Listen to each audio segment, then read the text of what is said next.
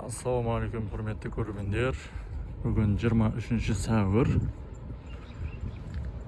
Бүгін араға ұзақ уақыт салып, қайтадан көлік бағаларын түсіруге келдік енді.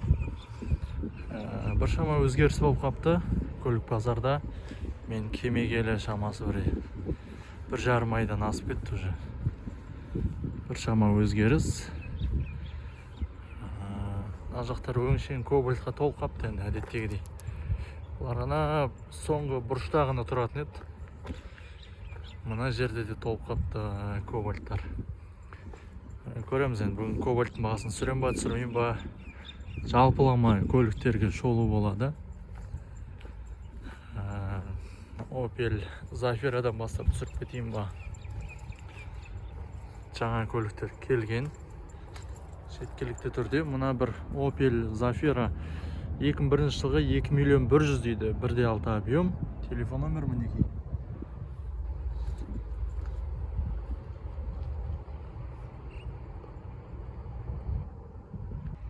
Одан кейін Hyundai Casper. Оның бағасы неше деп тұр екен? 2022 жылғы 1 куб турбо дейді. Телефон номер мінекей. Бағасы 7 миллион теңге дейді.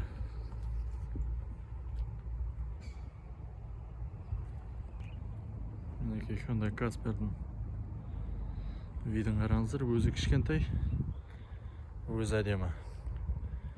Одан кейін жанында Kia Ray-ма. 2022 жылғы полный комплектация дейді, 7 миллион теңге екен. Телефон номер мінекей. Можно через банк дейді.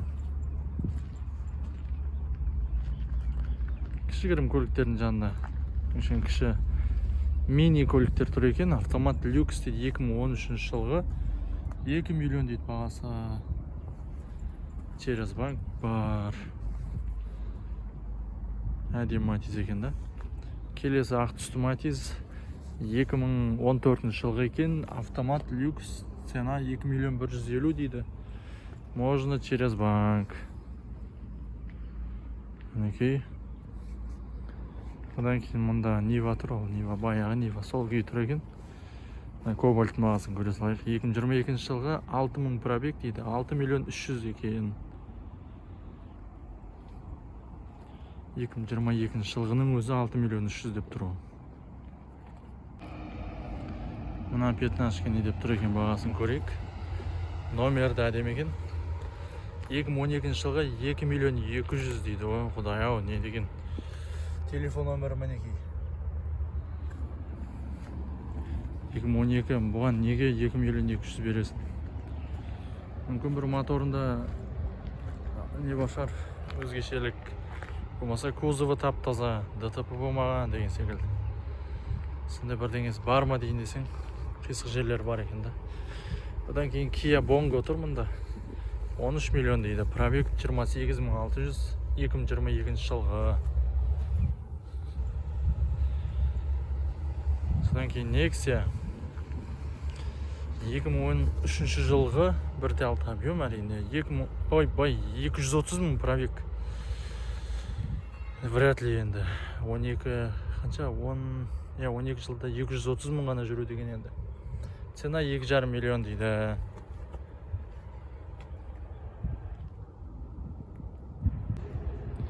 Одан кейін мұнда Hyundai Sonata тұр. Мұның бағасын айта кетейік. Бүгін ғана дөңгелегін майлап кеткен секілді екен. 2021 жылғы объем 2 екен, родной пробег дейді. Цена 10 миллион 500 мың екен. Телефон номер мінекей.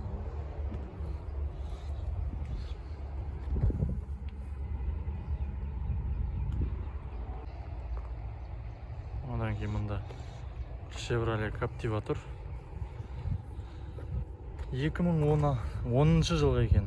Телефон номерін ғана қалдырып қойыпты. Бағасын жазбаған. Хабарласып, звондап сұрап көріңіздер.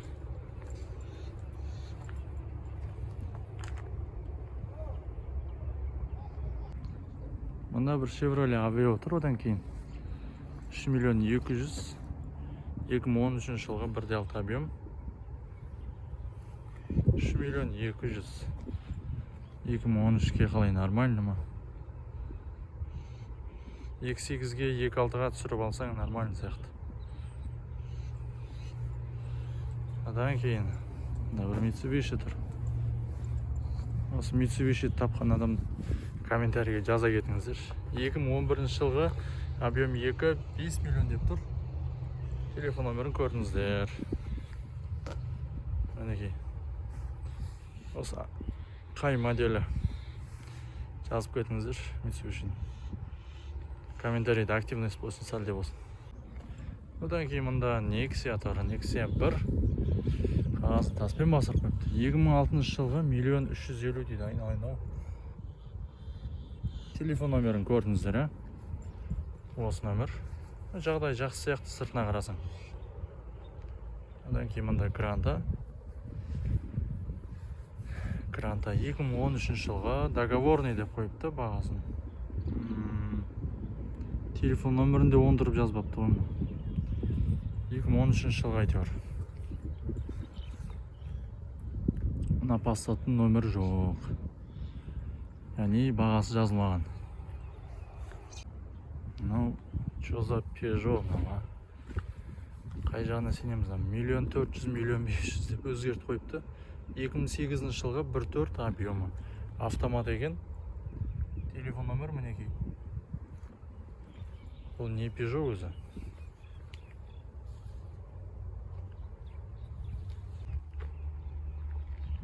Әдемі екен, е? Жаңында 2 Largus тұр екен. Largus'ты түсіре кетейік. Ой, машиналар әдемі жаңарып қап негізінде. Бірақ енді бұяққа қойып кететіндер көбісі бере көпшіктерді. Мына бір әдемі Largus.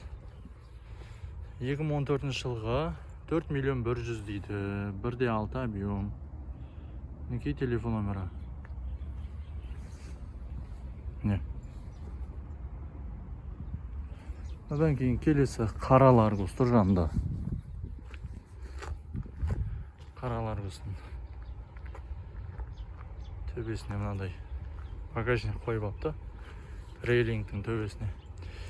2020 жылғы 5 миллион 700 дейді. Анадан қарағанда дұрыстау ғана. 4 миллион 100 деп тұрма. 2013 па сондай. Есіме шығып кетті уже. 5 миллион 700 деген 1.6 телефон номерін көрдіңіздер. Жақсырақ екен негізінде.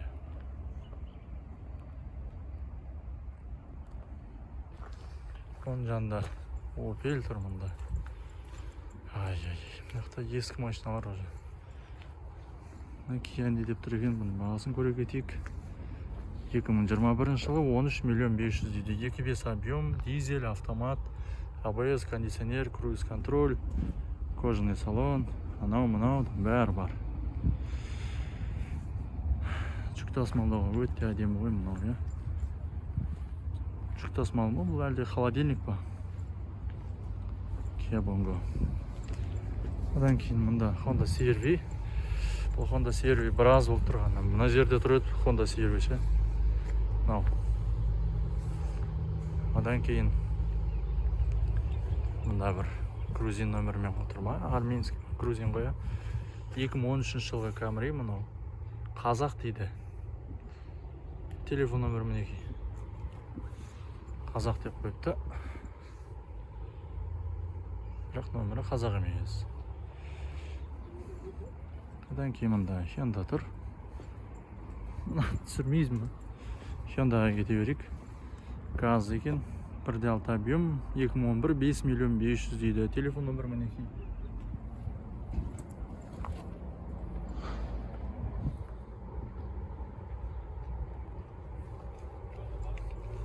Одан кейін мұнда Luparik тұр. 99 жылға 2.8 4 миллион 600 деген. Телефон номерін көрдіңіздер.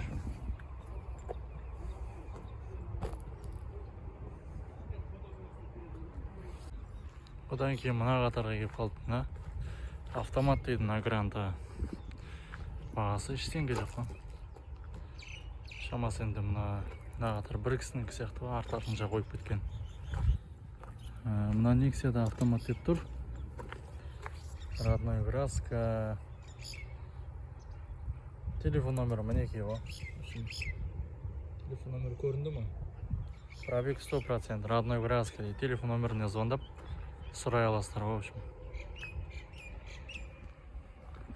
Көбісі енді бұл жерде ше бір адамның машиналары қойып кетеді. Сондай ғой, бір ғана адамның. Мысалы мына Opel қыста тұр едім. Қыста мен видео түсіріп бастаған кезде тұр еді, әлі тұр. Бұл жерде бір Nexia'лар әлі тұр, Gentra да тұр. Мынандай бағы негізінде өтпейді ғой, айнау. Грантан көрейік. Явно енді көбісі перекуптың машиналары ғой. Гранта люкс дейді. 2020 жылға 4 миллион 600.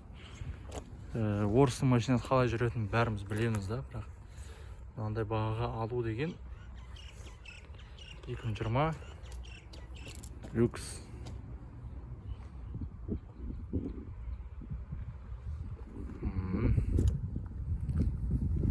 Келесілерін көрейікші. Жалпы бұл қатарды енді түсірмей қоямын. Мына ішкі қатарды түсіре берем, болды. Басқа вариант жоқ. Мына акцент бағасы неше деп тұр өзі. 2015 жылға 6 миллион 600 дейді. Бірақ бір хозяин екен да, телефон номері мына. Бір хозяин. 2015 6 миллион 600 дейді. Енді бір жарым айда ештеңе өзгере қоймайды. Жалпы негізінде төмендей қоймайды ау баға деген. Өсіп жатыр, тек қана өсіп жатыр. Алатынымыз ескі машина. Оны айттан айлыққа өтіп жүріп жөндетеміз мысалға. Мына машиналардың бәрі бізде енді әлде қандай қылып айдаймыз ғой, енді біздің елдің состояниесіне қарап. Бізден шетелде бұны қарамайды да ғой, мынандай машиналарға ше. Бір Камри түсіре кетейік, сонымен болды ау бүгін. Воскресенье базар болған кезде келмесек, 2008 жылғы 5 миллион 500 дейді. Мынау бар ғой, Грантадан. Өлсе өлік артық негізінде. Пана тұрған Грантадан ше. Мынаны айдайсың бар ғой, рахатың айдайсың. Мақыл запчасты қымбат. Бірақ ана 5 миллионның акцентінен бар ғой мына деген. Кайф машина. Европейс дейді 2008 жылғы. Номер көрінбей қапты енді бар ғой. Негіз солай дұрысырақ екен, чем анау Грантаны 5 миллион 500-ге болмаса акцентті алғанша осындай бір сенімді көлік алған дұрысырақ.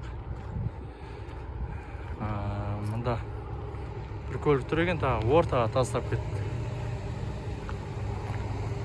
Қиғашына тастап кетті. Кенде Грандеур ғой бұл да. Бағасы жоқ екен да, бірақ. Мұнда тұрған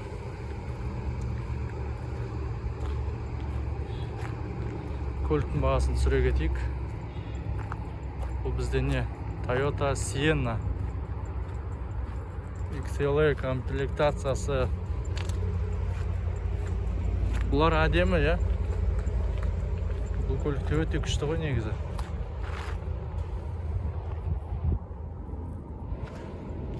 Кәні бағасын көрейік. 2016 жылғы 3/5 объем 15 миллион теңге деп тұр.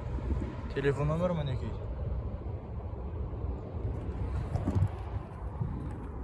3/5. Все, бүгін неше сөзі? 23 сәуір. Жалпы көліктің бағаларын нормально түсіндіріп айттым деп ойлаймын енді. Ұнағаны болды, ұнамағаны болды. Бағасы енді аса бір жоғары болып тұр ғой, байқасаңыздар. Ескі көлікке сонша жоғары сұраймыз тыраштан. Не үшін сонша жоғары? Неге ондай деген сұрақ қой. Неге түспейді бұл? Ескі Матиздердің өзі бір 2004, 2005 соның өзі миллион сұрап тұрған кезде енді қоя беру керек қой.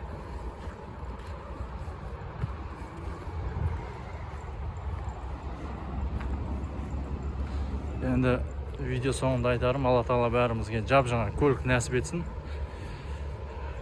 Ескі көліктің жақсы да, енді состояниесі жақсылары да жақсы ғой әрине. но қазір осы видеоны көріп отырған көрермендерге барлығына Алла тағала жап жаңа үйінде көлік нәсіп етсін. Бәріңізге солай амандық тілеймін, отбасыларыңыз аман болсын. Ал енді жексенбі күні кездескенше сау сәлеметте болыңыздар.